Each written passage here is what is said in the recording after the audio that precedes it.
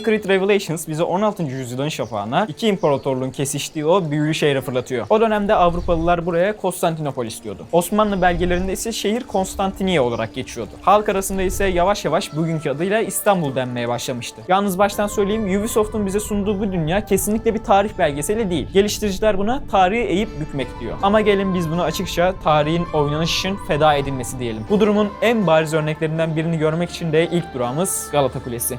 Oyunda bir bakıyorsunuz, Galata Kulesi şehrin kuzeyinde kurulmuş, devasa, neredeyse gökdelen gibi bir yapı. Ezio için harika bir tırmanma duvarı. Kancalı bıçak ile tanıştığımız ve zipline'larla bütün şehre yayıldığımız bir merkez. Kısacası oynanış keyifli olsun diye tarih resmen bir kenara itilmiş. Gerçekte 1500'lerdeki Galata Kulesi ya da o dönemki adıyla İsa Kulesi, Cenevizlilerden kalma önemli bir anıttı. Ama bir gökdelen değildi. Hatta 1509'da yaşanan ve küçük kıyamet olarak bilinen büyük depremde üst katları yıkılmıştı. Bugün bildiğimiz o ikonik külahlı çatısı bile o günlerde yoktu. O çatı yüzyıllar sonraki restorasyonlarla eklendi. Bugün ise Galata Kulesi şehrin en popüler turistik mekanlarından biri olarak bir müze ve sergi alanı olarak hizmet veriyor. Ve tepesinde İstanbul'un 360 derecelik büyüleyici bir manzarasını sunuyor. Peki Galata'dan atlamak? Oyun 17. yüzyılda kanat takıp kuleden atladığı rivayet edilen Hezarfen Ahmet Çelebi'ye de küçük bir selam çakıyor. Güzel bir gönderme ama unutmayalım, bu olay hem oyunun geçtiği 1511'den çok daha sonra yaşandı hem de doğruluğu hala tartışılan bir efsane. Assassin's Creed serisi bizi hep harika şehirlere götürdü. Floransa'ydı, Şam'lı derken sıra Ezio'nun son macerasına İstanbul'a geldi. Yıl 1511. Yani 2. Beyazıt'ın saltanatının son ve çalkantılı zamanları. Bir yanda isyanlar, diğer yanda padişahın oğulları arasında kanlı bir taht kavgası. Tam bir kaos yani. Ubisoft da bu gerçek tarihi gerilimin ortasına kendi kurgusal tapınakçı suikastçı kavgasını yerleştirivermiş. Peki bunca şehir varken neden İstanbul seçildi? Elbette bu seçim sadece egzotik bir arka plan olsun diye yapılmadı. Fetihten sonra şehir dev bir şantiyeye dönmüş, nüfus patlaması yaşıyordu. Yani karşılarında dinamik, yaşayan, sırlarla dolu bir metropol vardı. Bir de işin pazarlama boyutu var tabii. Ayasofya, Topkapı, Kapalı Çarşı gibi ikonik yapılar milyonlarca oyuncuya satılabilecek görsel bir şölen demekti. Ama Ubisoft'un bu potansiyeli tarihsel doğruluğu arttırmak için değil de daha çok pazarlaması kolay bir ürüne çevirmek için kullandığını söylemek pek de yalan olmaz. Fethin en büyük sembollerinden biri olarak şehrin 7 tepesinden birinde kurulan Fatih Camii oyunda da kilit bir rolde. 1511'de henüz 40 yıllık gencecik bir yapı ve Bizans'ın en kutsal kiliselerinden birinin Kutsal Havariler Kilisesi'nin yerine inşa edilmiş olması bile tek başına şehrin nasıl bir dönüşüm gerçekleştirdiğini anlatıyor. Ama burada bir duralım ve Ubisoft'un hakkını teslim edelim. Oyunda gördüğümüz o cami bugün gidip gezdiğimiz Fatih Camii değil. Çünkü ilk yapılan o cami 1766'daki depremde tamamen yıkılmış. Yani Ubisoft kolaya kaçıp bugünkü camiyi modellemek yerine zor olanı yapmış ve artık sadece çizimlerde kalan kaybolmuş bir tarihi eseri dijital olarak yeniden canlandırmış. Bu gerçekten de geliştiricilerin tarihsel bir detaya kafa yorduğu, takdir edilisi nadir anlardan biri. Geldik Ayasofya'ya. 1000 yıl Hristiyanlığın en büyük mabedi, fetihten sonra ise bir imparatorluğun ulu camisi. Revelations'ta ise burası Ezio için dev bir oyun parkı. Ama Ubisoft'un bu mekanı ele alışı en büyük tarihsel hatalarından birini barındırıyor. Oyunda gördüğümüz o 4 minare var ya, işte o düpedüz bir anakronizm. Yani bariz bir dönem hatası. Tarihçilere göre o dönemde Ayasofya'nın ya 1 ya da 2 minaresi vardı. O bizim bildiğimiz Mimar Sinan'ın yaptığı ikonik minareler çok daha sonra eklenecekti. Peki Ubisoft bunu neden yapmış olabilir? Cevapları hem basit hem de bir tık küstahça. Çünkü Ayasofya'nın ikonik görüntüsü buydu diyorlar. Yani diyorlar ki bizim için tarihsel doğruluk değil, günümüzdeki popüler imajı daha önemli. Adamlar 1511'in Ayasofya'sını değil, Google'a yazınca karşılarına çıkan ilk Ayasofya'yı yapmışlar. Gerçeği değil, gerçeğin imajını satmışlar.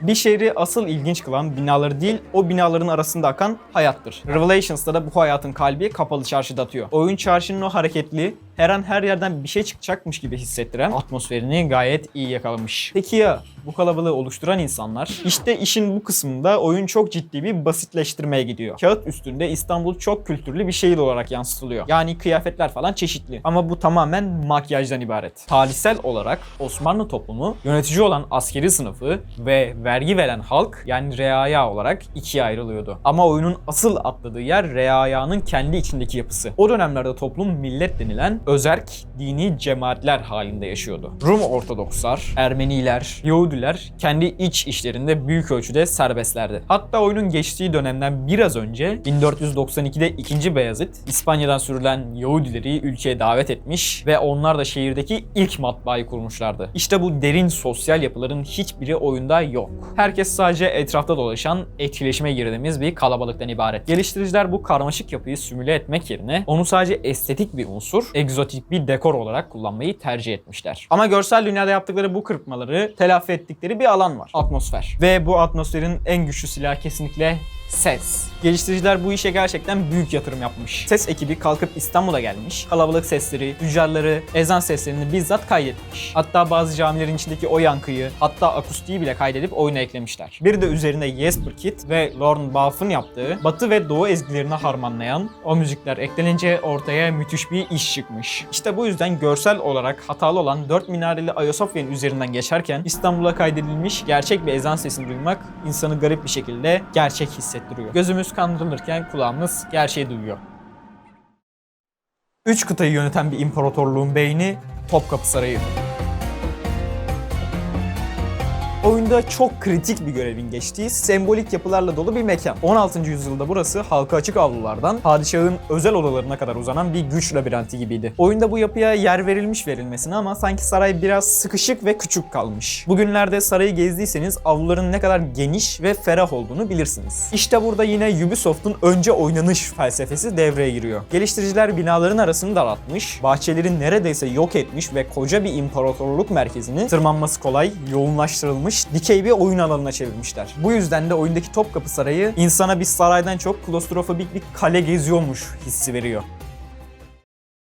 Bir Assassin's Creed oyununu güzel yapan şey çatılarda koşuşturma özgürlüğüdür. Revelations'ta kancalı bıçak ve zipline'larla bu hissi bir adım daha öteye taşıyor. Şehir tarihi mekandan daha çok dev bir oyun parkına dönüşüyor. Bu oyunlaştırma mantığı her yere sindirilmiş. Şehirdeki nüfus mücadelesi, çoğumuzun nefret ettiği yuva savunması gibi sıkıcı bir angaryaya, ekonomi ise basit bir dükkan alma mantığına indirgenmiş. Ama oynanış ve tarih arasındaki en büyük uçurum ana hikayenin ta kendisinde. Oyun bütün kurgusunu 2. Bayezid'in oğulları arasındaki taht kavgasına dayandırıyor. Ve geldik bence oyunun tarihten en keskin koptuğu, en temel senaryo hilesine. Oyundaki ana düşmanlarımız Bizans'ı yeniden kurmak isteyen tapınakçılar olarak gösteriliyor. Bu ne kadar gerçekçi olabilir ki? Fetih'ten 60 yıl sonra İstanbul'da böyle bir komplonun var olduğuna dair en ufak bir tarihsel kanıt bile yok. Hatta Bizans kelimesi bile o dönemde kullanılmıyordu. Oradaki Rumlar kendilerine Romalı diyordu. Ubisoft burada resmen gerçek bir siyasi krizi alıp kendi basit kurgusuna sahne yapmış.